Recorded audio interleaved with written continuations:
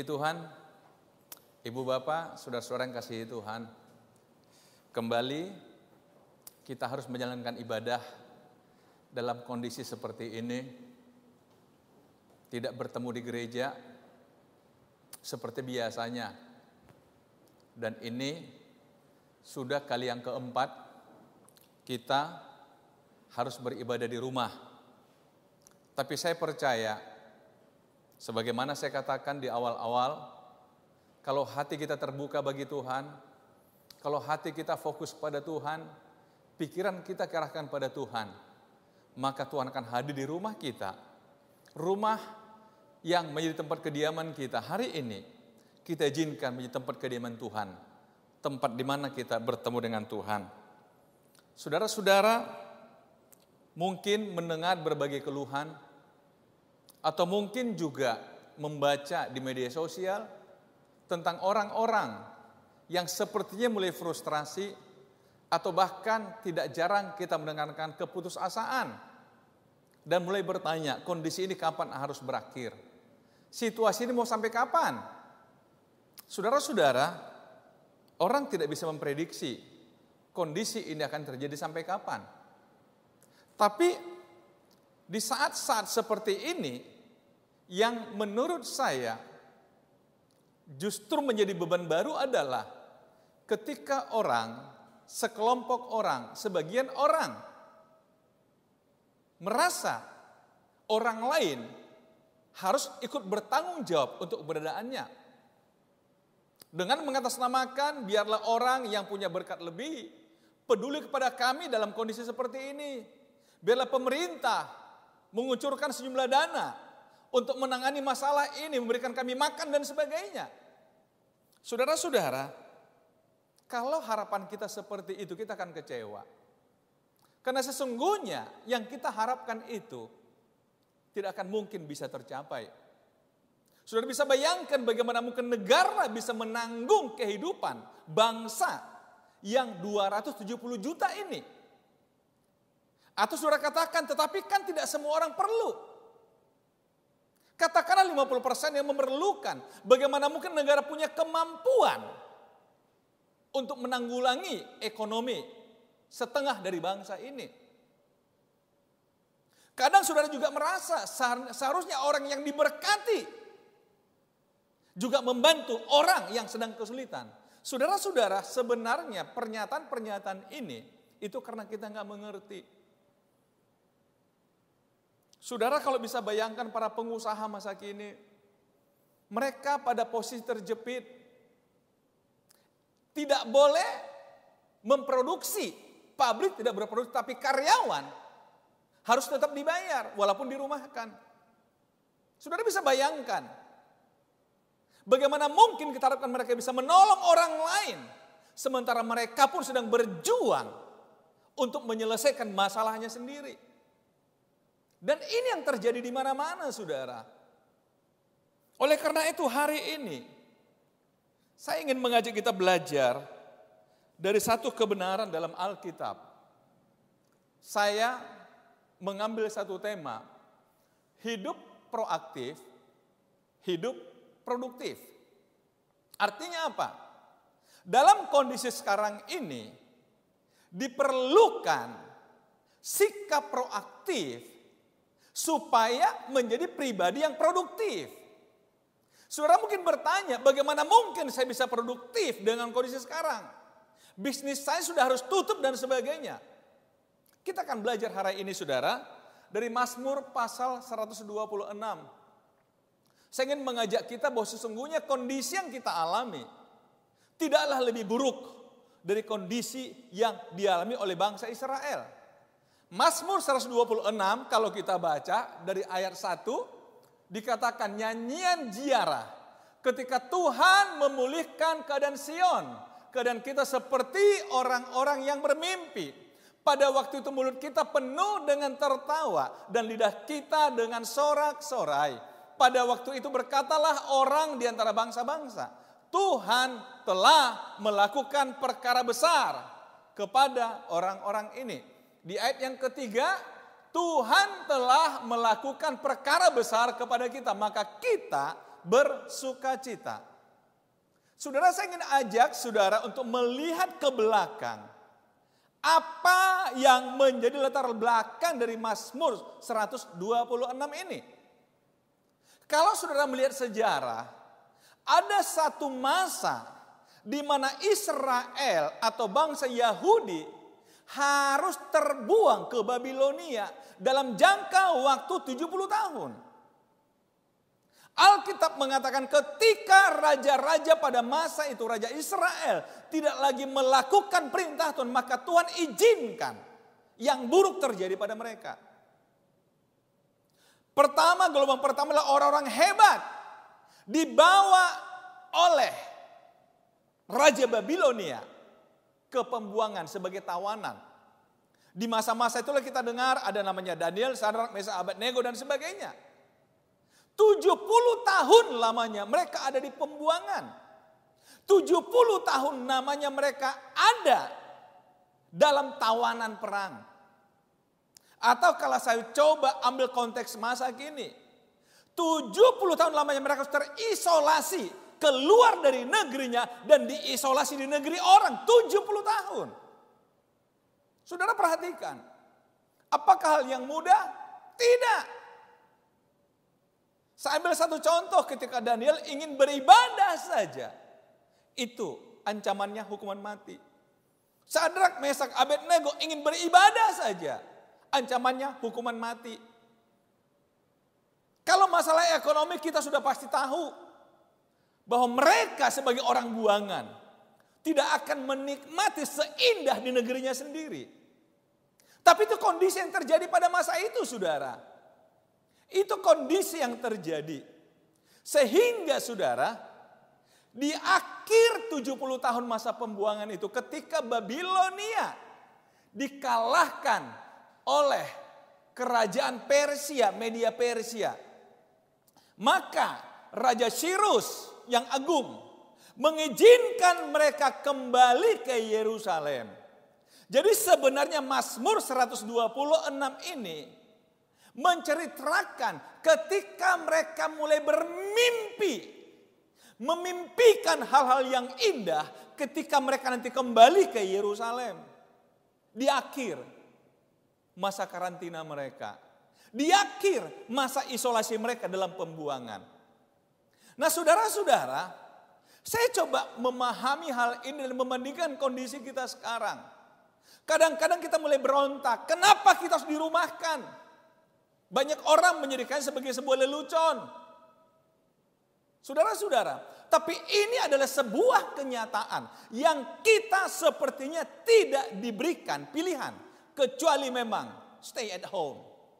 Tinggal di rumah. Saudara mungkin berkata, bagaimana saya makan kalau saya tinggal di rumah? Bagaimana usaha saya? Bagaimana bisnis saya? Saudara, pertanyaan itu menjadi pertanyaan semua orang. Tapi kalau kita hanya bertanya bagaimana, mengapa, kita nggak akan punya jawaban, saudara. Hari ini coba kita belajar, saudara. Kita coba belajar bahwa dalam Mazmur 126 ini dimulai dengan kata nyanyian ziarah. Saudara tahu, dalam kitab Mazmur, nyanyian ziarah itu menggambarkan atau menjelaskan bahwa ada sekelompok umat Tuhan yang sedang melakukan perjalanan ke Yerusalem menuju ke Bait Allah. Karena Bait Allah posisinya ada di Yerusalem. Nah, dalam perjalanan itu mereka penuh dengan harapan-harapan. Dalam perjalanan itulah mereka penuh dengan mimpi-mimpi. Yang menarik adalah mereka katakan begini, Tuhan, ketika Tuhan memulihkan keadaan Sion, keadaan kita seperti orang-orang yang bermimpi. Saudara, mereka mulai ingat ketika kesulitan masih terjadi, tapi mereka sudah mulai melihat kesulitan akan berakhir. Mereka mulai ingat bahwa di masa lalu ada satu peristiwa ketika Tuhan memulihkan orang Israel. Sehingga kenangan masa lalu ini, atau mungkin kalau mereka yang tidak hidup pada masa kenangan itu, Ketika mereka mendengar kesaksian nenek moyang mereka mulai merindukan hal itu terulang kembali. Merindukan hal itu terulang kembali. Mungkin sama seperti sekarang, saudara merindukan suasana yang tenang kembali. Merindukan suasana yang normal kembali. Merindukan itu semua. Semua kita merindukan itu, saudara. Sama seperti orang Israel. Ketika mereka kembali dari Babilonia, mereka merindukan suasana Yerusalem. Mereka merindukan suasana di Bait Allah. Hidup dengan bebas, damai dengan teman-teman sebangsanya. Mereka merindukan itu. Saudara-saudara, ketika saudara merindukan itu saat ini, itu bukan hal yang salah. Dan bahkan saya ingin mendorong saudara, rindukanlah supaya terjadi dalam hidupmu, dalam rumah tanggamu, dalam keluargamu, dalam bisnismu. Ketika engkau mencapai puncak karirmu dalam bisnismu. Ketika engkau mencapai puncak kedamaian dalam keluargamu. Ketika engkau mencapai puncak kesehatanmu. Apapun itu. Sehingga saudara layak untuk kembali ke mana saudara mengatakan. Ketika dulu Tuhan memulihkan saya. Ketika Tuhan dulu memberkati saya. Ketika Tuhan dulu memberkati keluarga saya. Ketika dulu Tuhan memberkati usaha saya. Tidakkah saudara merindukan itu terjadi, saudara? Tidakkah saudara merindukan itu terulang kembali? Oleh karena itu, saudara, saya tidak mau saudara justru berpikir ke bawah. Atau berpikir mundur. Atau berpikir jatuh. Itulah sebabnya hari ini, saudara, saya katakan dalam kondisi ini hiduplah proaktif. Hiduplah proaktif, bukan reaktif. Bukan mencari kambing hitam. Saudara-saudara, satu ketika ada seorang teman, seorang pendeta, teman baik saya, mengajak saya diskusi dengan kondisi sekarang. Dan dia katakan sama saya, sekarang orang sibuk mencari kambing hitam. Mengapa begini, mengapa begitu, mengapa tidak di lockdown, mengapa tidak begini, mengapa tidak begitu. Saudara-saudara, mulai menyerang sana, menyalahkan sini, menyalahkan sana. Akhirnya mulai mencari bahwa virus ini adalah rekayasa, bla bla bla, banyak sekali. Sehingga kadang-kadang kita kebingungan, saudara. Saudara, kalau kita kembali Alkitab, itu bukan polanya Tuhan. Ketika teman saya mengatakan bahwa dia katakan saya tidak pada posisi mencari kambing hitam, tetapi saya pada posisi mencari solusi. Saya katakan pada teman saya ini, saya katakan saya setuju Pak. Kalau kita belajar dalam Yohanes pasal 9, satu ketika Yesus dan murid-murid ketemu dengan orang yang tidak bisa melihat atau orang yang buta. Murid-murid mulai berspekulasi. Murid-murid mulai mencoba mendiskusikan orang yang bermasalah ini dengan mengatakan, guru siapa yang berdosa? Diakah atau orang tuanya kah? Saudara lihat, orang yang sudah sakit itu didiskusikan. Dicari akar masalahnya. Siapa yang berdosa? Diakah orang tuanya kah? Tapi menarik jawaban Yesus. Yesus menutup diskusi dengan mengatakan bukan dia dan bukan orang tuanya. Tetapi pekerjaan Allah harus dinyatakan dalam orang ini. Artinya apa saudara? Jangan melihat masalah sebagai sesuatu yang harus dipersalahkan. Tapi bagaimana kita melihat sebuah masalah dan mencari solusi penyelesaian dari masalah itu. Saudara-saudara, setidaknya hari ini saya ingin mengajak kita fokus pada diri kita. Apa yang harus kita kerjakan dalam situasi ini supaya kita bebas dari persoalan ini. Tadi saya katakan di awal, kita harus hidup produktif. Tapi diawali dengan kita harus hidup proaktif. Saya kembali kepada ayat ini, perhatikan. Ketika Tuhan memulihkan keadaan Sion, keadaan kita seperti orang-orang yang bermimpi. Pada waktu itu mulut kita penuh dengan tertawa dan lidah kita dengan sorak-sorai. Saudara, kalau untuk kondisi sekarang, kalau ada orang tertawa, orang mengatakan kamu gak ngerti ada masalah. Atau kita katakan kalau orang sekarang mulai tertawa, justru dikatakan apakah Anda sedang sehat? Karena memang kondisi ini tidak mungkin membuat kita tertawa. Kalaupun orang mencoba tertawa, itu hanya mencoba menghindar dari fakta atau kenyataan yang ada. Karena itu saudara, saya ingin mengajak kita supaya bebas dari kondisi ini, atau paling tidak kita bisa menyelesaikan masalah kita. Apa yang harus kita tunggu, kita lakukan dalam menunggu masa pemulihan ini saudara. Sekali lagi, apa yang harus kita lakukan? Saya belajar dari Mazmur 126, saya menemukan setidaknya 3 hal yang harus kita kerjakan saudara. Yang pertama adalah berdoa kepada Tuhan. Doanya sama seperti doa orang Israel pada masa itu. Mereka katakan, pulihkanlah keadaan kami ya Tuhan. Seperti Engkau memulihkan batang air kering di tanah Negeb. Pulihkanlah keadaan kami ya Tuhan. Seperti dulu kami pernah mengalami pemulihan. Ini terkait dengan kenangan yang mereka dapat di ayat 1 tadi. Ketika dulu Tuhan memulihkan keadaan Sion. Pulihkanlah kami Tuhan. Kembalikanlah kami Tuhan kepada kondisi masa lalu di mana kami mengalami sebuah kehidupan. Kembalikanlah kami Tuhan kepada posisi masa lalu ketika bisnis kami bisa berjalan dengan baik. Pulihkanlah kami Tuhan seperti pada masa lalu ketika kami saudara bersaudara bisa berkumpul dengan bebas. Pulihkanlah keadaan kami Tuhan ketika kami sama jemaat bisa berkumpul di gereja untuk bernyanyi bersama-sama, untuk beribadah bersama-sama, menikmati persekutuan bersama-sama. Bukankah itu keinginan kita saudara? Kenapa kita tidak minta itu kepada Tuhan? Supaya Tuhan memulihkan itu. Memulihkan.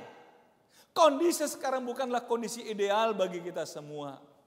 Oleh sebab itu yang bisa kita lakukan yang pertama adalah berdoa kepada Tuhan. Dan mengatakan, Tuhan pulihkan keadaan kami.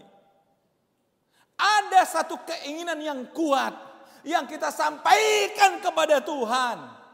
Tuhan pulihkan keadaan kami. Tuhan pulihkan kondisi kami. Tuhan pulihkan negeri kami. Tuhan pulihkan keluarga kami. Tuhan pulihkan gereja kami. Amin saudara. Itu doa yang harus kita sampaikan hari-hari ini. Pulihkan kami.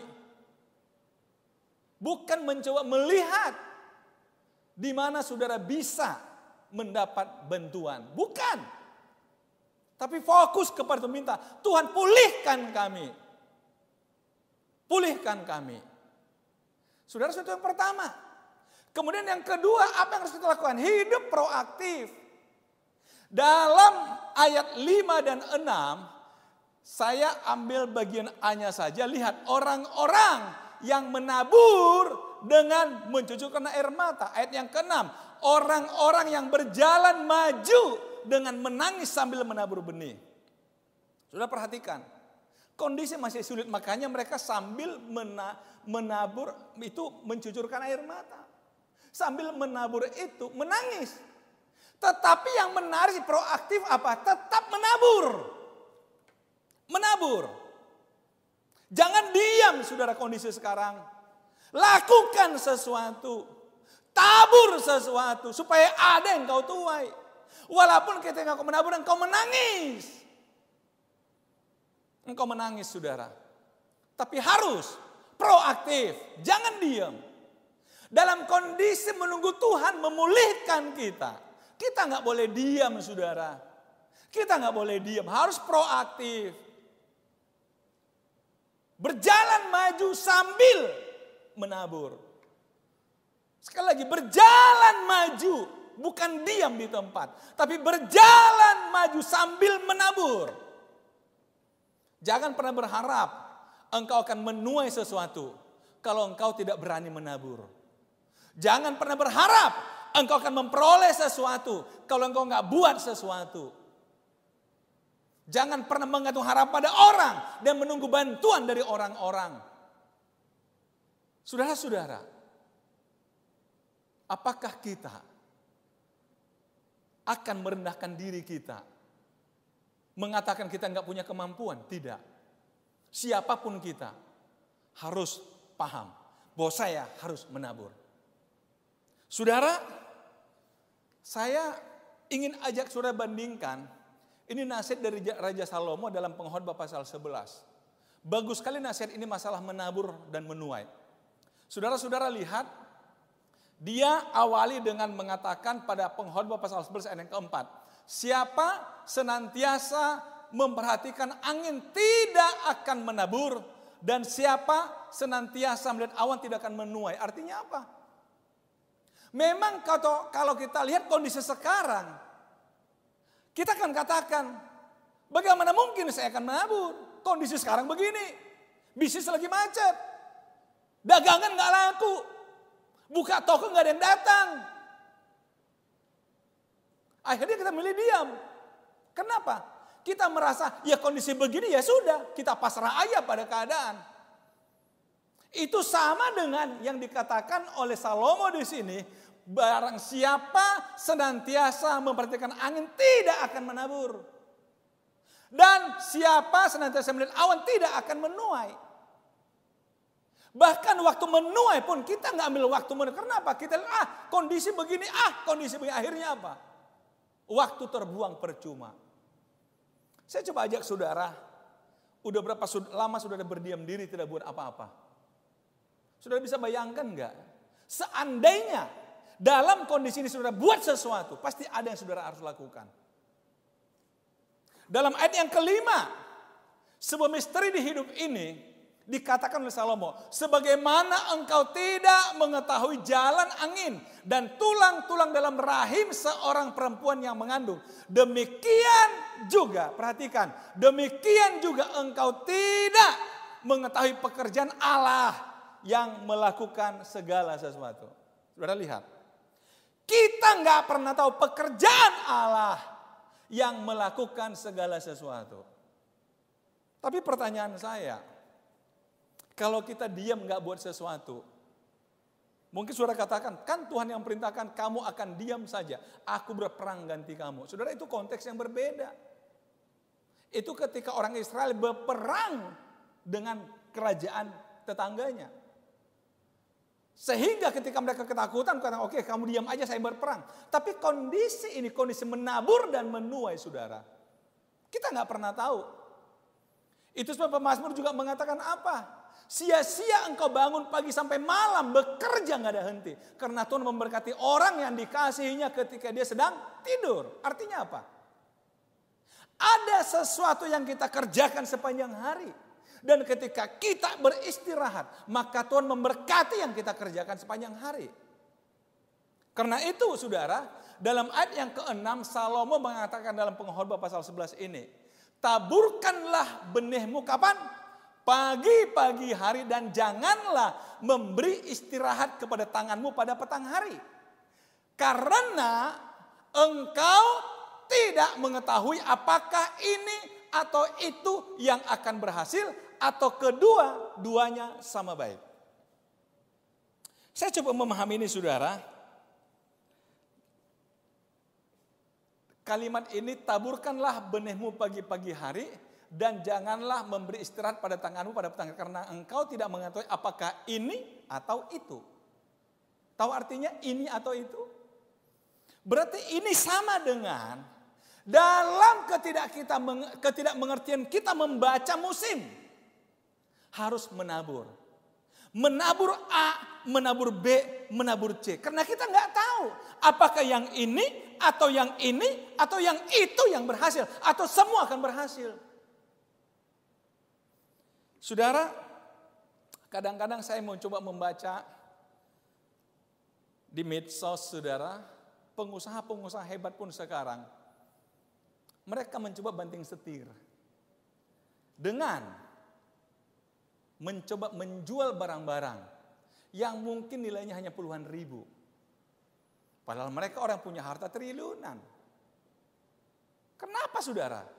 Karena mereka tahu Yang ini sekarang macet. Saya harus cari yang lain. Saya harus buat yang lain dalam kondisi ini. Mencoba menabur ini. Mencoba menabur itu. Mencoba buat ini dan buat itu. Inilah namanya hidup proaktif, saudara.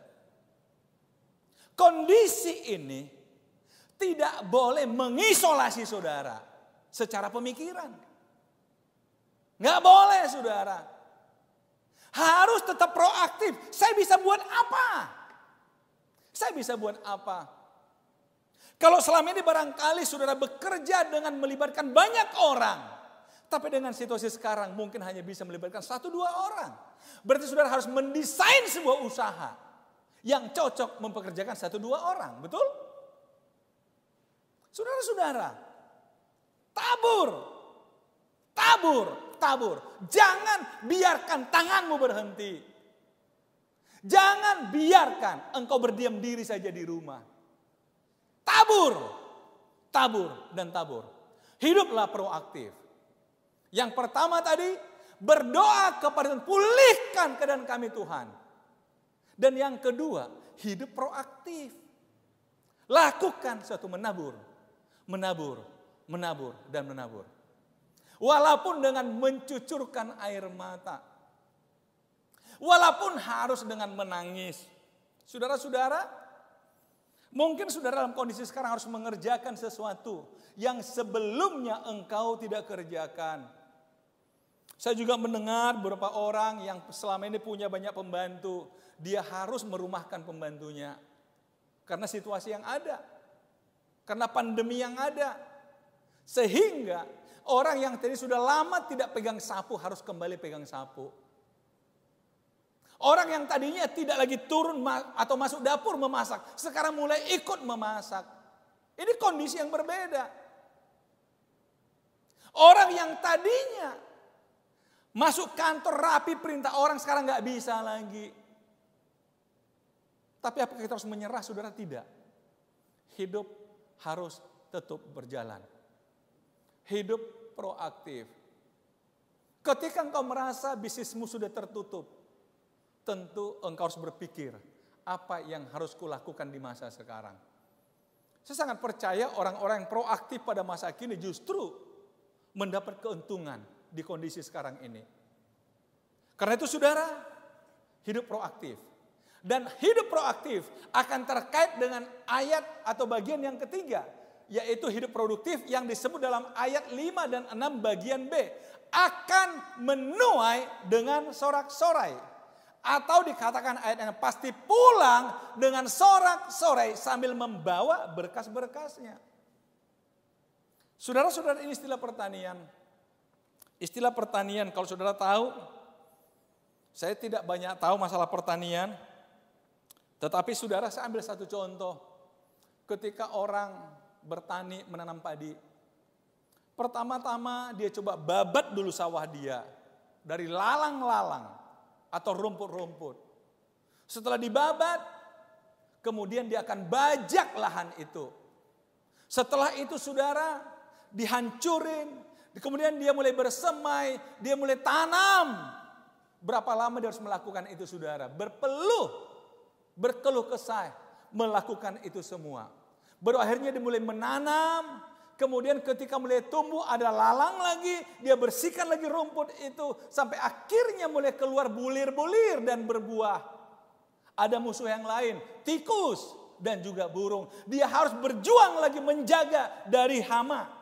Dari burung, dari tikus. Tetapi saudara lihat. Ketika mereka panen. Mereka lupa dengan semua kesusahannya. Mereka lupa berapa banyak keringat yang mengucur. Mereka lupa berapa banyak air mata yang mengalir ketika masa menabur itu. Saudara, menabur pada masa kini memang berat. Tapi saudara harus lakukan itu supaya nanti hidupmu tetap produktif. Artinya apa saudara hidup produktif di sini? Hidup harus fokus bahwa saya tidak boleh kalah. Saya harus tetap produktif. Amin. Saya harus tetap produktif. Saya harus tetap produktif. Kondisi bisa berubah, tapi saya harus tetap produktif. Saudara, sekali lagi, 3 hal ini perlu kita lakukan. Yang pertama, berdoa kepada Tuhan. Tuhan, pulihkan kami. Tuhan, pulihkan keluarga kami. Tuhan, pulihkan bisnis kami. Tuhan, pulihkan gereja kami. Yang kedua, lakukan sesuatu. Hidup proaktif. Kita nggak boleh menunggu bantuan orang, tidak. Tapi tunjukkan bahwa saudara bisa lakukan sesuatu. Yang ketiga, hiduplah dengan mental produktif. Saya bisa buat apa, dan saya bisa lakukan apa, dan saya akan menghasilkan sesuatu. Amin. Tuhan memberkati saudara. Saudara nggak boleh menyerah dengan situasi yang ada, karena kita punya Tuhan. Tuhan yang bersama dengan kita. Memang saudara, orang Israel 70 tahun Tuhan izinkan menderita. Tapi di akhir 70 tahun itu, orang Israel ketika mereka mulai melihat satu kemenangan, pemulihan dari Tuhan, mereka mulai memimpikan hal besar. Mereka mulai menabur. Dan akhirnya mereka pulang dengan sorak-sorai. Saya ingin hari ini kita melihat ke depan. Bukan melihat masalah ini, tapi melihat Tuhan yang menyertai saudara dalam masalah ini. Haleluya. Kita nyanyikan satu lagu pujian kepada Tuhan sebelum kita berdoa.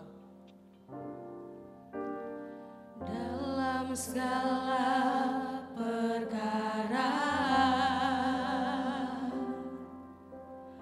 Tuhan punya rencana. Amin. Yang lebih besar dari semua yang terpikirkan. Apapun yang kau perbuat, tak ada maksud jahat. Sebab itu ku lakukan semua denganmu Tuhan. Ku tak akan menyerah pada apapun juga, sebelum ku coba semua yang ku bisa, tetapi ku berserah kepada kehendak-Mu. Hatiku percaya Tuhan punya rencana. Ku tak akan menyerah. Ku tak akan menyerah pada apapun juga, sebelum ku coba semua yang ku bisa, tetapi ku berserah kepada kehendak-Mu. Hatiku percaya. Mari sama-sama berdiri. Punya Katakan, ku tak akan menyerah. tak akan menyerah pada apapun juga, sebelum ku coba semua yang ku bisa, tetapi ku berserah kepada kehendak-Mu. Hatiku percaya Tuhan punya rencana. Hatiku percaya. Hatiku percaya. Oh. Hatiku Hatiku percaya. percaya. Hatiku percaya Tuhan punya rencana. Haleluya. Haleluya. Haleluya. Kau turut bekerja mendatangkan kebaikan Haleluya. bagi kami.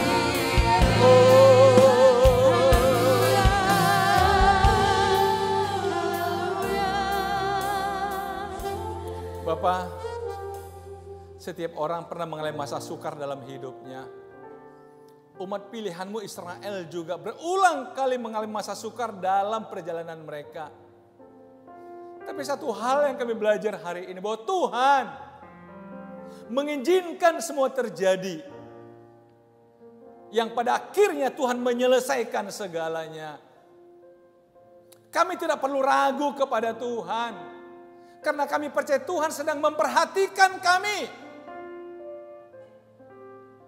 Yang perlu kami lakukan hari ini, berdoa kepadamu ya Bapa. Pulihkan kami, pulihkan keluarga kami, pulihkan bisnis kami, pulihkan gereja kami, pulihkan bangsa kami.